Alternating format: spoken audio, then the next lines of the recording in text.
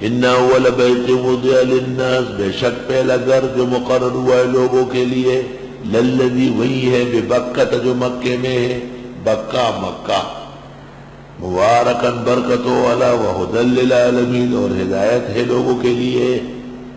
ابراہیم علیہ السلام نے اس کی تعمیر ثانی کی ہے، اس سے پہلے نوح علیہ السلام نے، اس سے پہلے شیس علیہ السلام نے، اس سے پہلے آدم نے، اور اس سے پہلے ملائک نے کعبۃ اللہ کی تعمیر کی ہے۔ کعبے کی تعمیر مکمل ہونے کے 40 سال بعد حضرت ابراہیم نے جا کے القدس کے اندر بیت المقدس کی بنیاد رکھی، اور وہیں پر ابراہیم علیہ السلام کے نام کی بستی ہے، اس کو قریۃ الخلیل کہتے ہیں۔ اور جس طرح کعبہ شریف کے قبلہ بنانے کے لیے اسماعیل علیہ السلام کی قربانی پیش کی گئی، اس طرح القدس کو بیت المقدس اور قبلہ بنانے کے لیے اسحاق پیغمبر کی قربانی پیش کی گئی تھی۔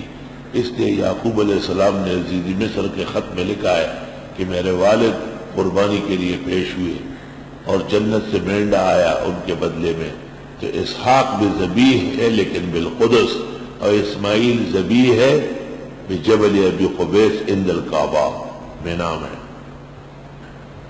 وقد نورها انور العلماء تنویرا شافیہ کما فی الفیض، شانور شاہ نے اس کو اور پھیلایا ہے۔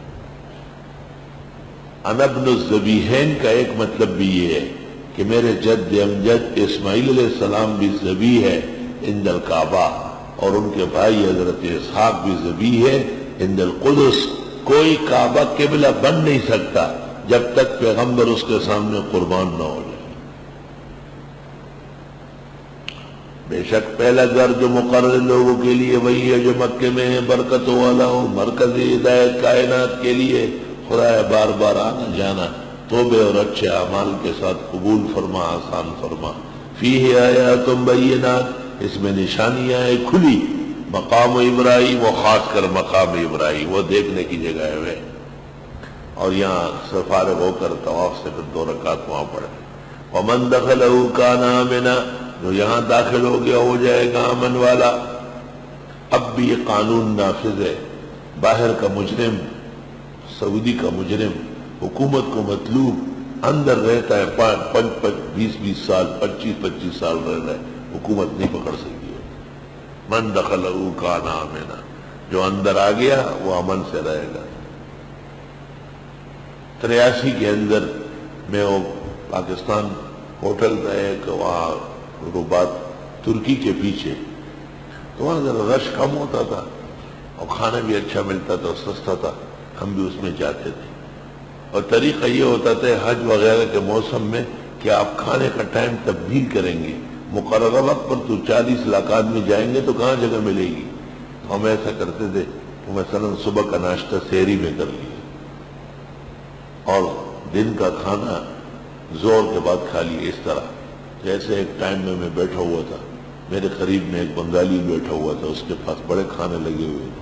اچانک میں نے دیکھا کہ وہ میز کے نیچے چلا گیا اور چاروں طرف دیکھا تو گاڑیاں ہیں اور پورے ایجنسیز ہے، کیا ہو گیا وہ؟ تو بنگالی باغا اور وہ گاڑیاں، موٹر سائیکل ہے اور کار ہے اور سب فوجی گاڑیاں اس کے پیچھے لگ گئی۔ بنگالی بائے ملک عبدالعزیز پر داخل ہو گیا، پیچھے سے ایجنسیاں پہنچ گئی۔ جب یہ پکڑنے لگی تو اس نے اپنے آپ کو گرایا اور کعبہ کا دروازہ پکڑا۔